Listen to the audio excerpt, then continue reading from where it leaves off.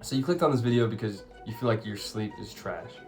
And to be honest with you, I don't want to hear any excuses. It is, and you deserve it to be that way because you're not taking care of your body in the proper way. And I'm going to be the only person that really tells you that your sleep is trash and that you deserve the consequences of your actions because of it. So now I understand that some of you have insomnia and some of you actually have these medical issues that prevent you from sleeping, but I'm going to teach you how to make all those issues easier, starting with some simple steps. I would like for you to be really honest with yourself. Now, this is my previous sleep scores. As you can see, terrible, dog water. These are my sleep scores for the last 2 nights. Great, and it's not just like that. I have even more days of good sleep, and I've really fixed my sleep.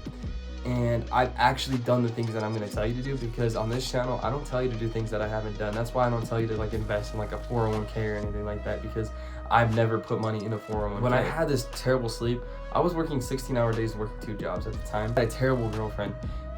At that time, she would make it very difficult to go to bed because I would work from 6 a.m. to around 11 p.m. at night. Now you're like, how is that possible? Like I said, I had 2 jobs and I had like an hour in between jobs to change, travel, do whatever, like hour and a half. By the time I was home, I'm yoinked, right? It's been a 16-hour day, and this girl wants to argue. Oh my God, all this, like, what's wrong with you? You're always mean when you come home from the brewery, because I worked at a brewery. She's like, you're always mean when you come home from the brewery. And I'm like, woman, you don't realize I just work 16-hour days doing like in customer service, terrible jobs. And we would argue and fight, and like sometimes I'd stay up to like 1 in the morning and just say, you know what, I'm just going to bed, because I'd have to wake up at 5:30, so only get 4 hours of sleep after 16 hours of work. That will exhaust you. And what I learned from that is the true value of sleeping, which is what I'm going to give to you today, and how I actually fixed my sleep schedule. You need to avoid caffeine before bed. Now this should be a no-brainer, but I see a lot of young people who have like issues sleeping, and it's because they're drinking like Monsters before bed. Or like, I think it's supposed to be, what, 8 to 12 hours before bed. You're not supposed to drink any sort of caffeine into your system because it does mess up your sleep. So do not ingest caffeine, even if it helps you sleep. Okay, like fair enough. Like I don't know how your body reacts to caffeine. It probably doesn't really help you sleep. Honestly, I have a whole negative opinion on caffeine. I don't drink caffeine at all. I mean, I've quit coffee and all that stuff because I think that it is not where we're supposed to get our energy from. We're supposed to get our energy from what we eat and how we sleep, right? So when we drink caffeine, it becomes like, not only does it become a crutch so that we can have energy in the morning, but it also becomes kind of this thing that like, instead of getting proper sleep, you're just like fueling your brain with some garbage. So that's why I don't even condone drinking any sort of caffeine. But if you are going to do it, say you're addicted to it, then at least 8 hours before bed, no caffeine. And that will be your first task. I want you to wait 8 hours today. If you're watching it in the morning, or tomorrow, like if you're watching this before bed, I want you to wait 8 hours before drinking your next thing of caffeine. Now, the next tip, advice that I have for you that I generally applied, that is going to be kind of hard for you to hear, and I'm going to be completely honest with you because I don't believe in any of this lying stuff, and I want you to actually improve. And for that to be true, like for you to improve, you need someone to be truthful for you. And so you're probably not doing enough throughout your day.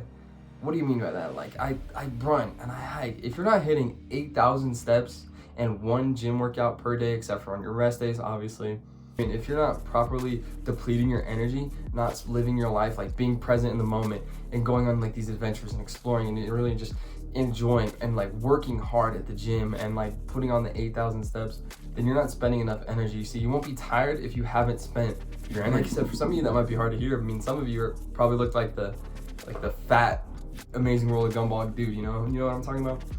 You're just drinking all that copium, and when you hear that, you're like, oh, I do all the activity. Do you really? Do you count yourself? So that's why it's important to get good activity in for your day. Like you need to exhaust yourself, spend your energy. And finally, the last piece of advice that is really gonna fix your sleep. Now I can already hear those excuses coming from a mile away.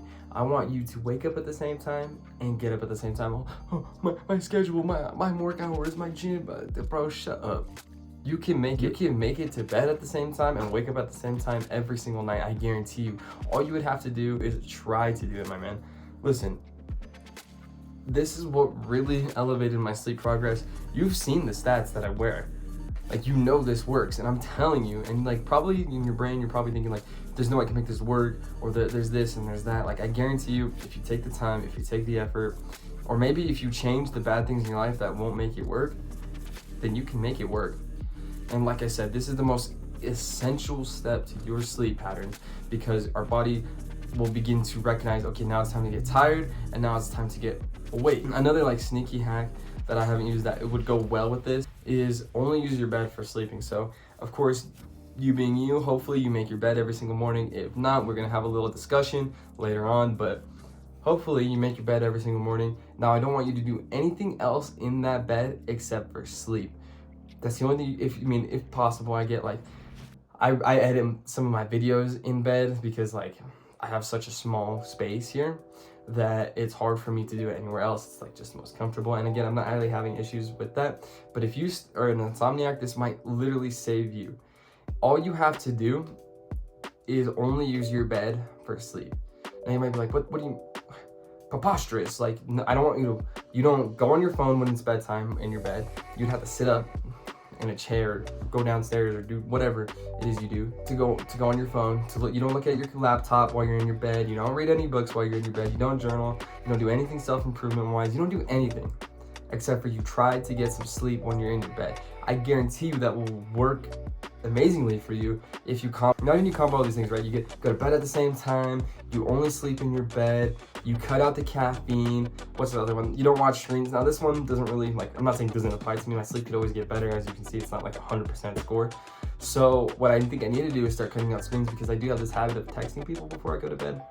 Just to be honest with you, I'm gonna try that and I'll let you know how it goes, because like I said, I don't like to preach things that I haven't tried or at least considered trying. But it literally does, scientifically improves your sleep, because your body's trained to get tired. It gets to a point where it gets trained to get tired when you're in your bed at a certain time. You wake up at the same time. Your body gets used to that sleep schedule. You get a good 8 hours, or 7 hours, 7 hours at least. You feel energized. You feel ready for the day. And now you can go conquer any tasks. You're gonna work better. You're gonna function better. You're gonna play sports better. You're gonna hit those gym workouts harder. It literally is the best thing that you can do is to improve your sleep, especially on self-improvement. But another thing that is going to improve your sleep too is cutting out the masturbation. Now, listen, I know I just switched up the topic. I'm sure you've heard of NoFap if you're on self-improvement for a while. If you're not on self-improvement, I recommend you go check out my NoFap guides and everything in there that I've learned from personally taking NoFap. And like I said, I wouldn't tell you to do something that I haven't done myself. So I hope this video has been helpful. And remember, never quit.